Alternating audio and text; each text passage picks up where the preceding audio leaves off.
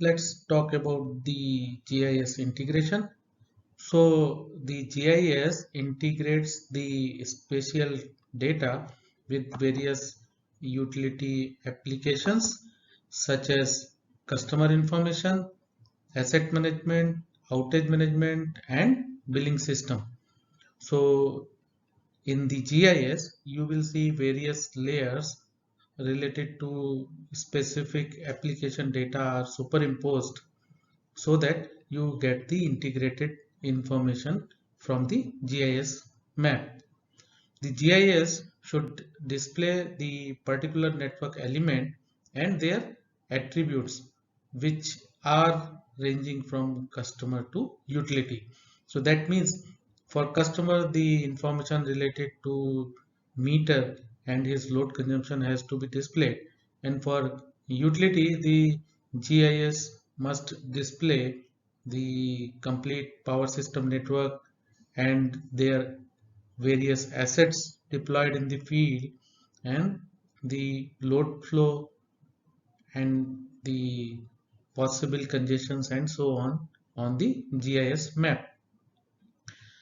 Now, optimizing the electrical line routing is another challenge in the power system planning, and we can solve this issue with the help of GIS integration. Why this is a problem? Because installing the transmission lines is very expensive. Straight route with minimum curve is desirable so that overall cost can be minimized. And the parameters which we generally consider for laying the transmission lines are population around this area and the environmental factor such as soils, trees, and other geologic features, that is mountains or rivers and so on. So what we can do, we can utilize GIS maps effectively to analyze the area for transmission line with minimal environmental disruption and no health risk. Suppose if the transmission line is planned over the dense population area, then this will be a problem for the people residing over there, as well as the maintenance and lot more challenges will be coming up in laying such kind of transmission lines. Similarly, if you lay the transmission line in that area where a lot of mountains and river bodies are there, then also the transmission line laying cost will increase. So if you can work on first the GIS map and then decide on laying the transmission line, it can save the significant amount. How it will look like? Let's see the image of one such kind of GIS map. So the GIS map contains the basic satellite imagery information, and that imagery information will have the electrical network superimposed. So you can plan the transmission lines with certain logic and decide that how the route of the transmission line should be. So this will help you to effectively lay the transmission line by considering various factors into mind. Now, how we carry out the GIS data integration and what are the various important services. So GIS services follow Open Geospatial Consortium standard, where we have two important standards which are used in GIS as web service. So first is web feature service, which provides an interface allowing requests for geographical features across web using platform independent call. For the data service for storing abstract map features, that is like railway line, roads, or maybe the culverts and overbridges and so on. So these informations will be stored somewhere in a separate database where we can utilize WFS to fetch the required data for abstract map feature. It will support queries, so you can query the corresponding database and extract the required information of the terrains using web queries. It will also store various geographical information such as faults. Fault means the geographical fault, not the electrical fault, and the GPS coordinates and seismic records and so on. So these informations are stored in different servers, and WFS will help in aggregating all those informations on top of the map. So second is the web map service, which is responsible for storing the geo-referenced map image. So WMS is a standard protocol for serving the geo-referenced map images over internet using data from GIS database to generate the interactive map from WFS and WMS services and aggregate the map such as Google Map or maybe the map applications used by different utilities. So WMS has two facilities. One is it will generate the interactive map using WFS and WMS services, and then it will also help in aggregating the existing map with Google Map for enhanced visualization. Now GIS compatible UDDI is used to browse the capabilities files which we use in the WMS and WFS servers. What is UDDI? UDDI is Universal Description, Discovery and Integration Specification. So UDDI define a registry service for web services and for other electronic and non-electronic services. It offers the registry service in a web service that manages information about services. So basically UDDI is nothing but an XML based standard for describing, publishing and defining the web services. It is a platform independent and open framework. It uses web service definition language, we call it as WSDL, to describe the interfaces to web services, and it have the capability to dynamically discover and invoke the web services. So basically UDDI helps in identifying the correct web service for extracting the required information. Now how the data flow happens in GIS. So WFS server will be responsible to create the enhanced visualization on top of the GIS map. So map is stored in WMS. You can just send request and get the map, that is imagery map, in response. On top of that map you can put various informations like the railroad information or maybe the bridge information or highway information and so on, and on top of that you can add the electrical information. So WFS will integrate all the informations based on the request raised by a client system. WFS uses geography markup language, which is called GML, to define the specification of georeferenced data. So if you see, this is again XML document which stores the relevant information. Say in this sample GML file, we are storing the coordinates of Northridge area. We also use the sensor ML, that is sensor model language, which is used to define sensor metadata and data structure. What should be the hierarchy of the data we describe in sensor ML language. And then WMS, WFS and sensor collection services will define the service interface to access the GIS and the sensor information. Now let's compare the GIS and Google Map. Sometimes it looks like both are same, but these two are different services. How these two are different, let's try to understand. GIS is used to perform many types of geoanalytics in order to interrogate the data and derive value and information from the data.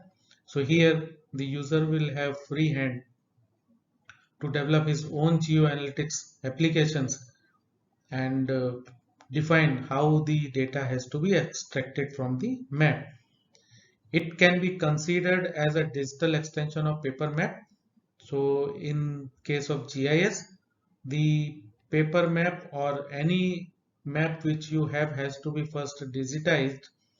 So this can be digitized either using the satellite image, or maybe the manpower is required to manually create the digital image from the map information available in the organization.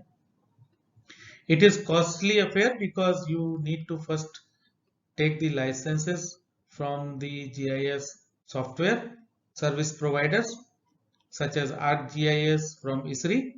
So you first buy the license of Esri for creating the GIS maps, and it is capable of consuming virtually any type of data. So there is virtually no limit on how many layers you can add on top of the basic imagery data.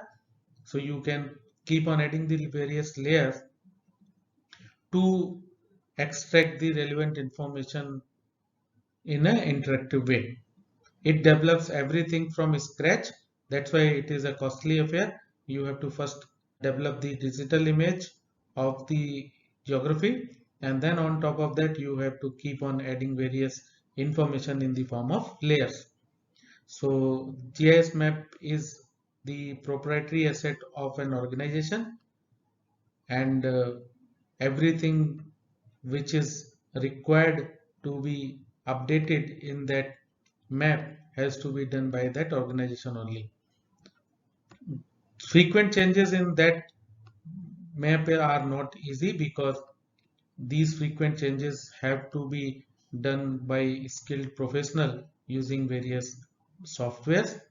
So any addition or deletion will follow through process to modify the overall GIS map. Now, in case of Google Map is given by the Google. It has its own geoanalytics capability, which sometimes may not be needed always. Say, for example, when you open the Google Map, you will have the street map, you may have the terrain information and so on, which may not be required for the electrical purpose, but it comes as part of the Google Map.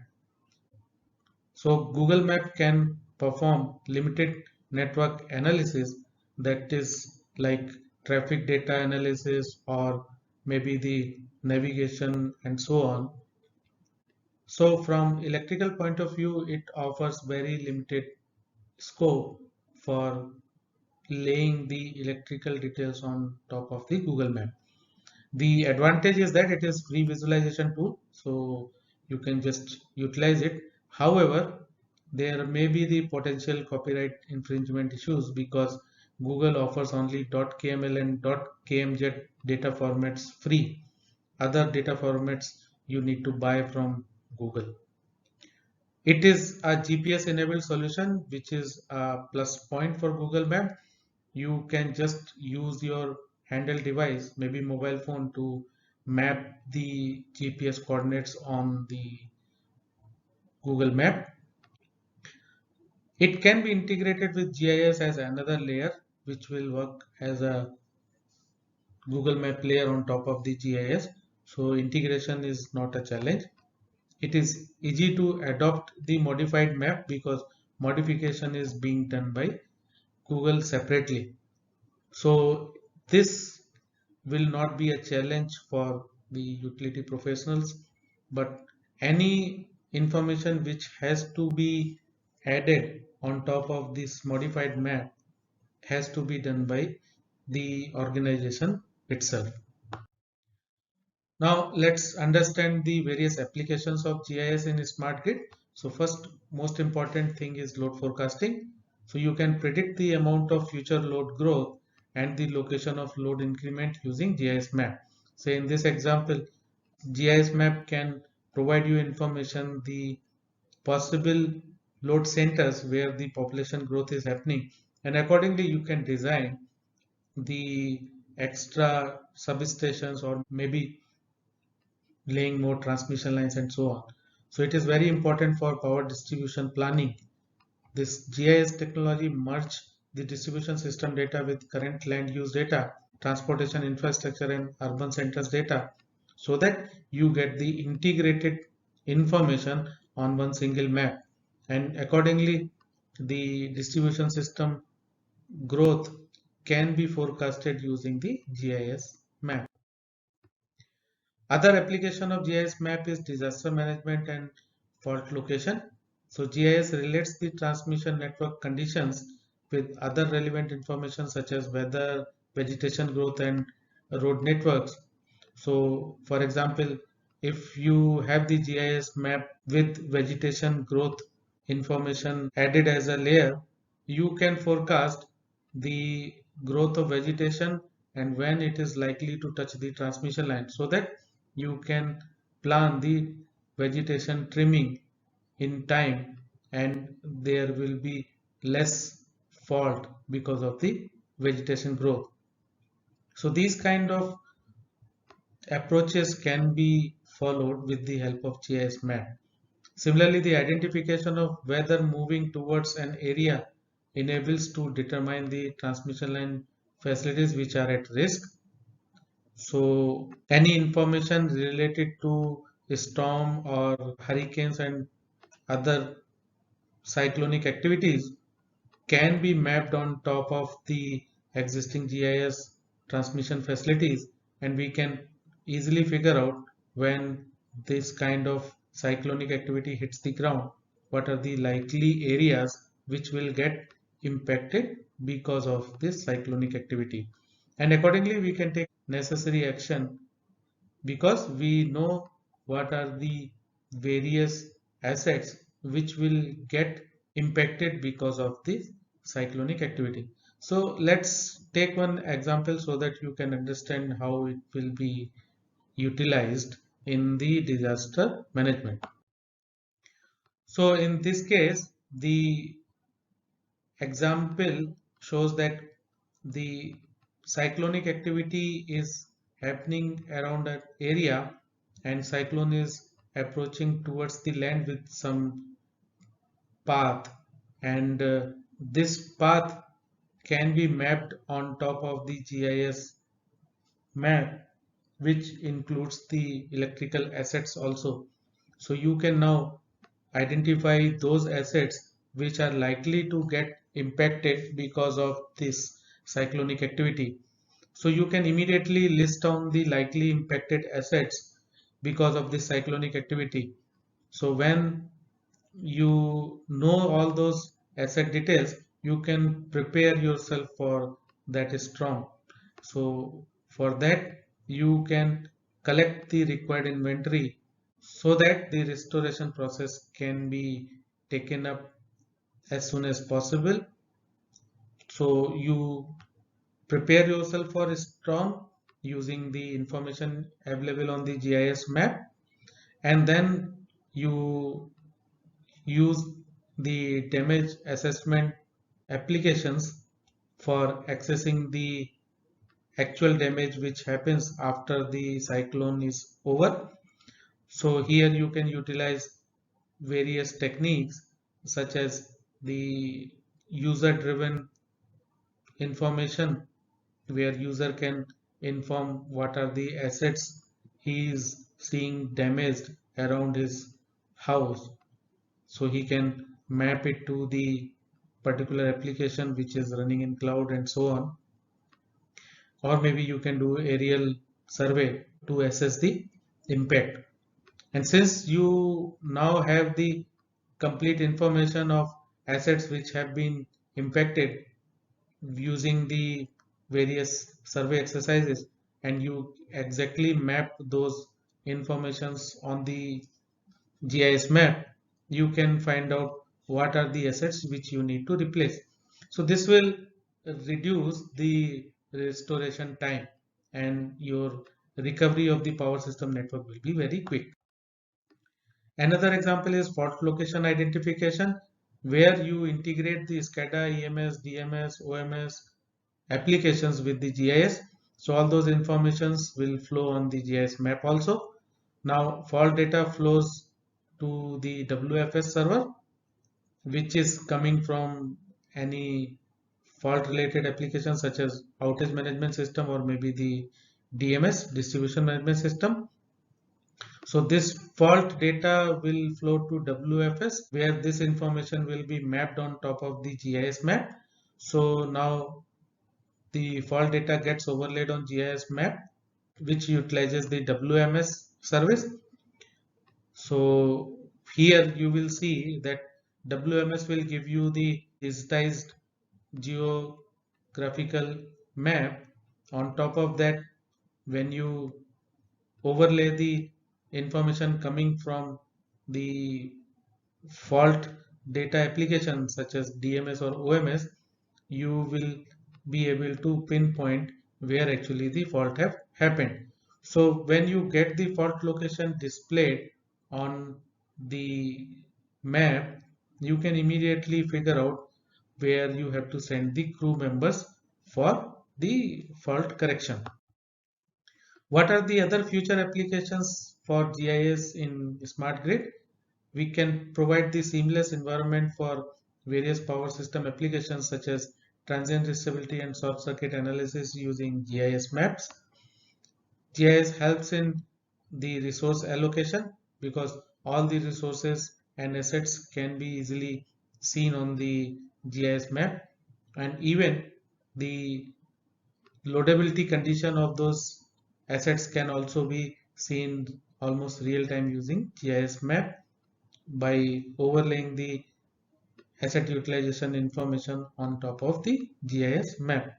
It helps in work order generation because you can pinpoint the area where the work has to be carried out and you can immediately schedule the crew members for work. You can carry out the topology analysis using GIS. System restoration is easy using GIS. Maintenance scheduling is also easy because equipments which are faulty can be seen on GIS map and the crew members which are nearest to that location can be scheduled for the maintenance purpose. We can also use it for transmission line routing activities. So these are the some of applications which can be effectively carried out using GIS maps.